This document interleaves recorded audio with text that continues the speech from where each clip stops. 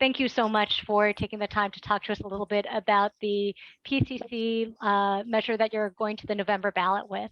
Laurie, I'm wondering if you can kind of introduce who you are and tell us a little bit about this measure. Yeah, hi. Thanks so much for giving us this opportunity. I'm Laurie Cremona Wagner, and I'm the Vice Chair of the elected Board of Trustees for Portland Community College. I represent Zone 1, which is Lake Oswego all the way to King City. And yeah, so we're really excited to take you through what this bond is about, and hopefully earn your support. So Amy or Michael, if you could show the slides. I think what we wanted to do first, Helen, is share with you some history. So in 2017, we went out for a bond, and well, let's start with PCC. So Portland Community College, as I'm sure you know, is Oregon's largest post-secondary institution. So we have today about 50,000 students. Many of our students face challenges: food, housing insecurity. Some of them have experienced homelessness. And the bond is really important to the community because not only will we help provide that, the education for students to get skills they need to go into higher wage jobs, but we also provide the workforce for the economy and the company's needs in the Oregon, but especially in the Portland metropolitan area. So really what this bond is about is equal access, and we'll take you through that in a second. But what I had started to talk about was the history here. So back in 2017, we went out for a $185 million bond, which we were successful in gaining support, about 58%. So that bond was all about taking care of the assets that we have in place, the buildings, but all of the assets that make up the infrastructure of the college. It was also about safety and security and updating technology. So we wanted to make sure that it was clear that that bond led to the successful renovation, as we promised, of the Solania Campus Health Technology Building, the Metropolitan Workforce Training Center, and the Cascade Public Safety Building, all of which are really important community centers today. And so this bond, so if we want to move to the next part of our overview here, we are now going out for a bond on the 2022 ballot. And the important thing about that is we'll maintain the rate. So we'll maintain that 38 cents per thousand of assessed property value.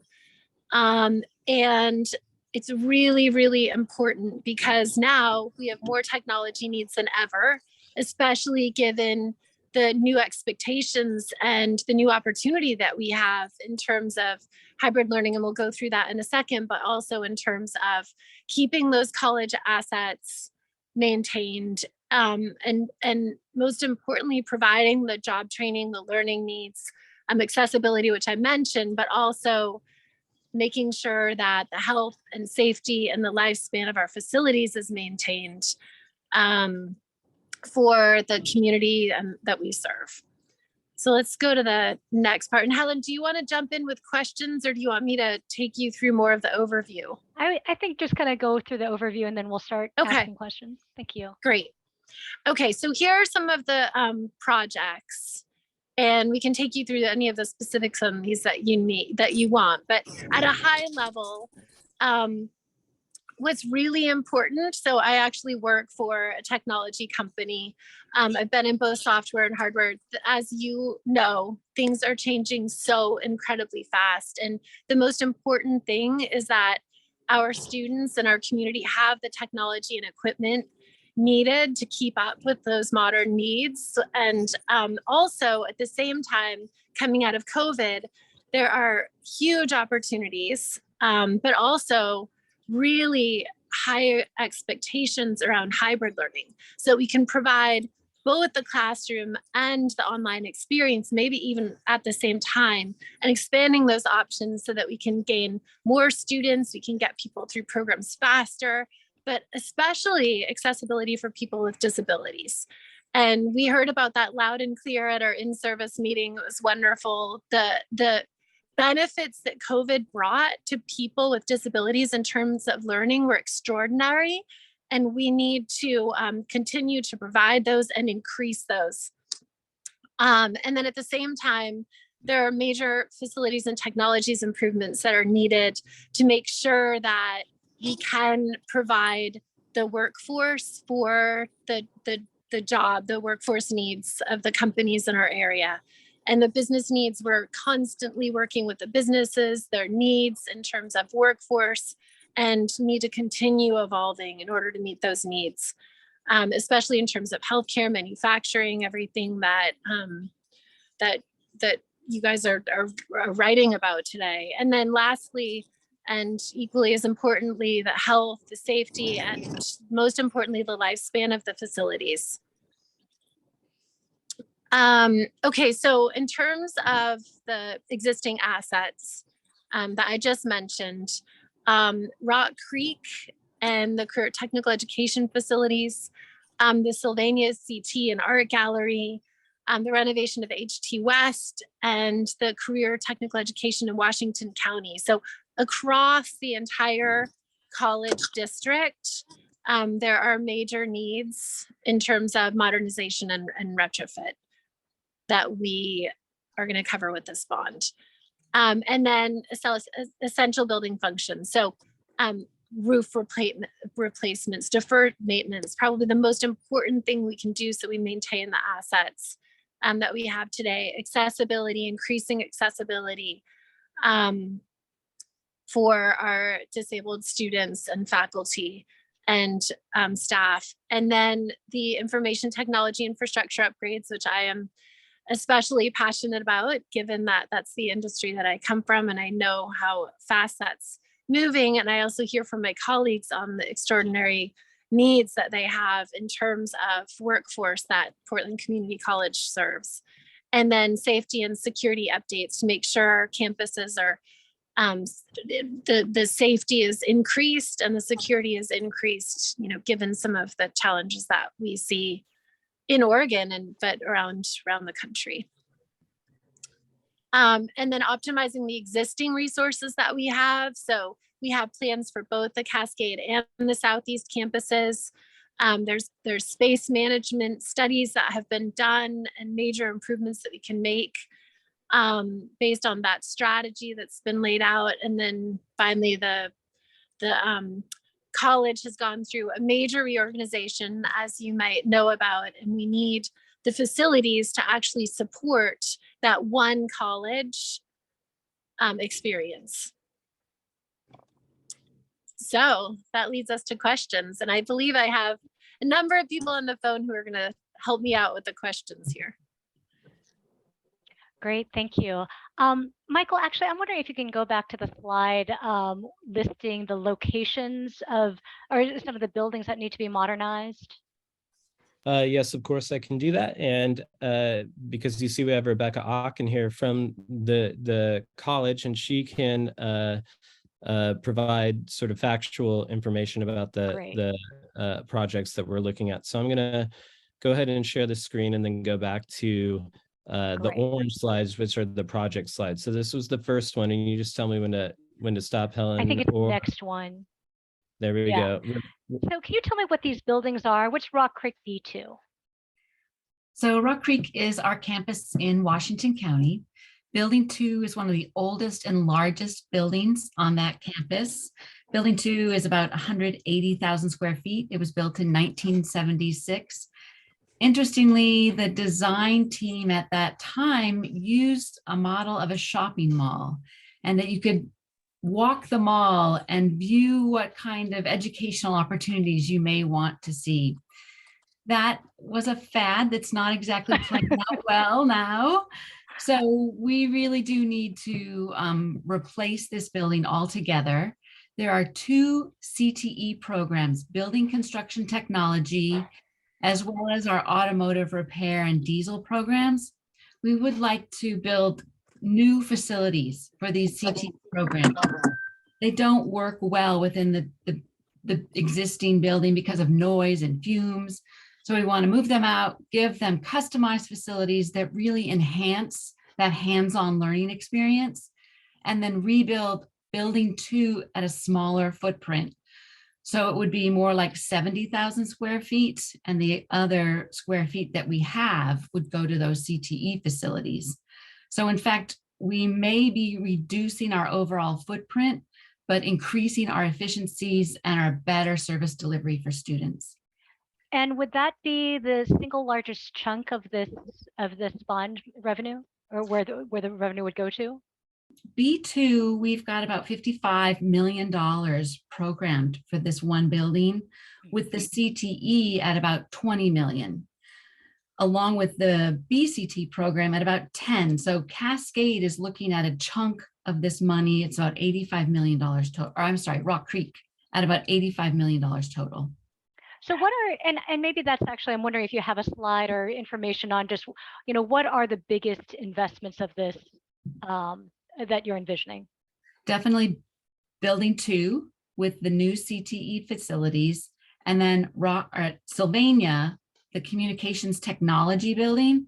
This is about an 80,000 square foot space. It was built in 1972, but the structure is so solid and the seismic work is great. So we can renovate this building and make it suit student needs much better. That we've got about 60 million designated to it.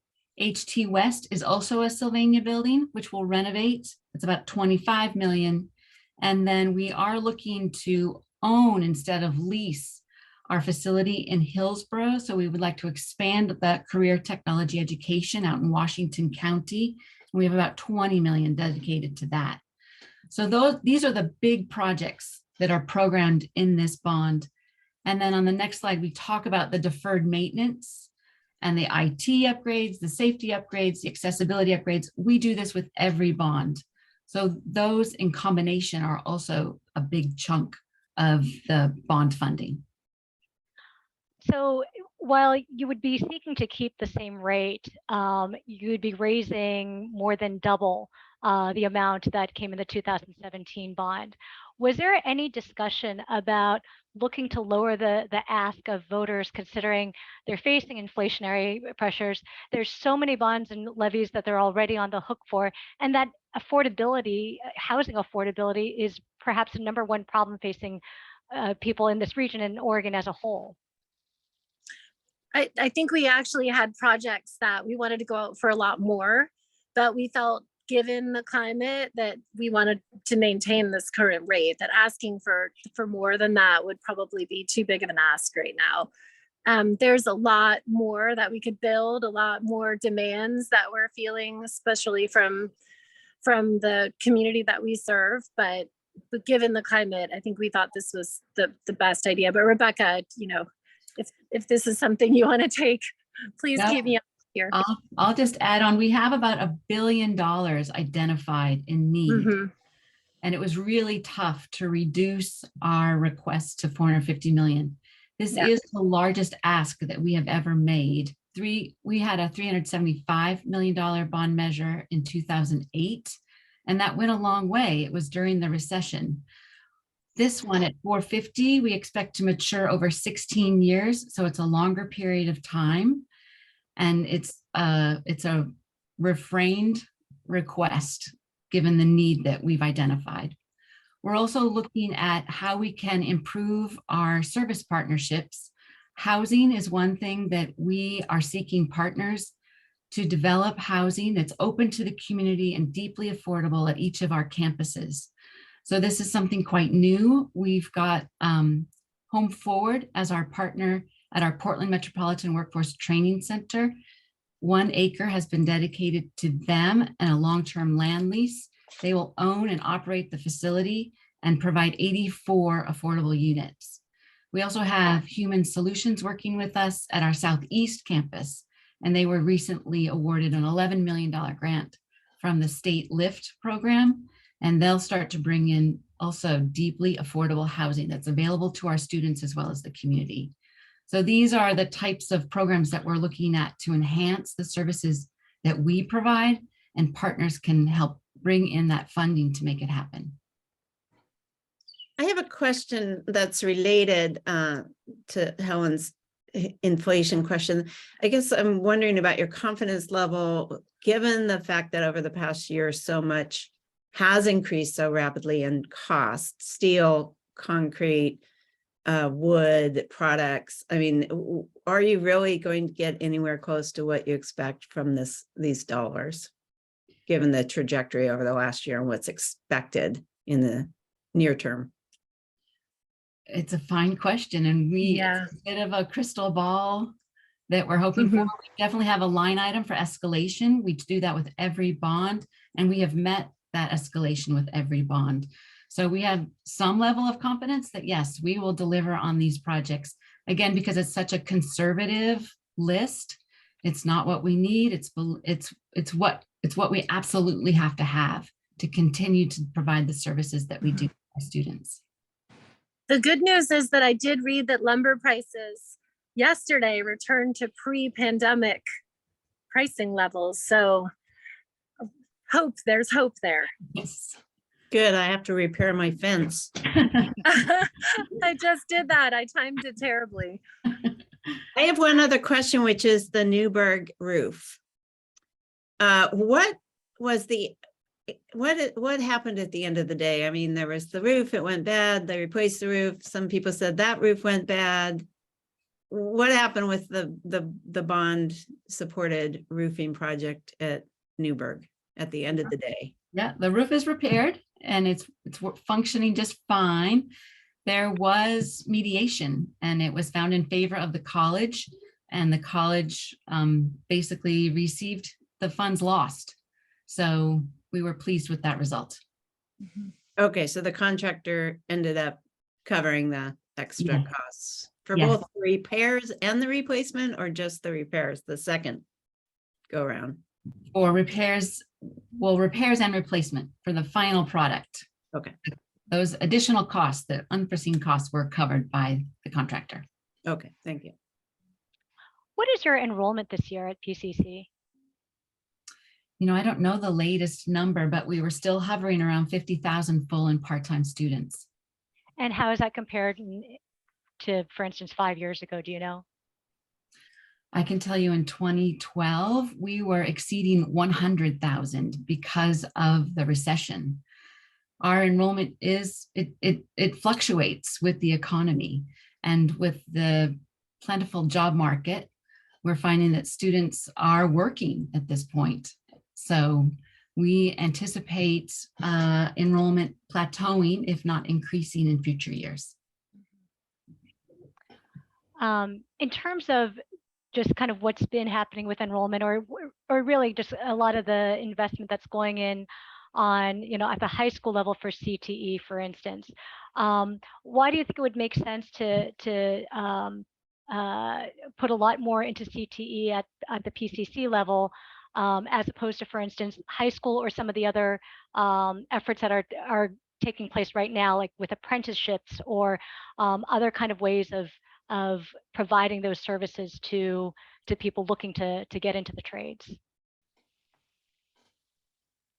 I guess I can speak to that a little bit. So I also sit on the Oregon Workforce Talent and Development Board. So most of the jobs that are actually required right now, they require associate's degrees. So where we're experiencing really big challenges in manufacturing, in healthcare, those especially we just had a whole session last Friday just dedicated to healthcare.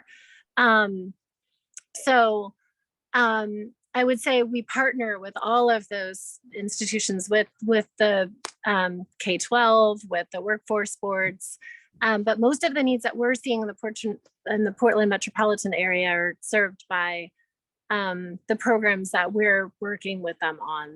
They require higher education, but not necessarily a 4-year degree. And is PCC, for instance, applying for, or has it received any of the grant money from Future Ready Oregon? Okay. Yes. We worked really hard on that. Let's see, I think, trying to think what other questions I have. Is there the assumption, you noted that there were, I think, close to $1 billion of identified projects, deferred maintenance, et cetera. So is the assumption then that probably PCC will come back to voters again in 5 years, asking for a new round of investment? I think it would be farther out than that. I mean, it's hard to spend $450 million in a 5-year period of time. So it would be 10 years or more, definitely. Okay. And actually, Rebecca, could you refresh memories, or I can pull this up too? The length of time here is actually a little bit longer in this bond than it was in the most recent one. It's a 16-year maturity. The 2017 bond was a much faster bond because we issued only one tranche, and this one will issue perhaps 2, if not 3. Right, does anyone else have any questions? Great. It's just a point of curiosity when you mentioned the increased services to students with disabilities. I'm just curious about that. Is that like people with physical disabilities or primarily like autism, or what? Tell me more about that. It might actually be an interesting story idea. Yeah, we are for the first time completing a transition plan for the college. So it will include a number of challenges for students, and our strategic plan has a funded initiative for this transition plan. And then the bond actually put together a $1 million line item to implement anything that's been identified in that transition plan. So I don't know specific projects that will come of this, but it's our first ever effort to be much more comprehensive in how we view accessibility for our students. And and I think it's both physical accessibility to the buildings, but also technical, right? Technology, accessibility through enhanced technology, because the more courses that we can offer in multi-modes, the more students that we can serve, the easier it is for them to enroll in the classes that they need. So, but yeah, that would definitely be an interesting story. Thank you. Great. Well, thank you very much for your time. We really appreciate it. Thank you. Thank you for having us. It was definitely an honor, a pleasure. Great. We'll be in touch with any follow-up questions. Thank you. Thank you.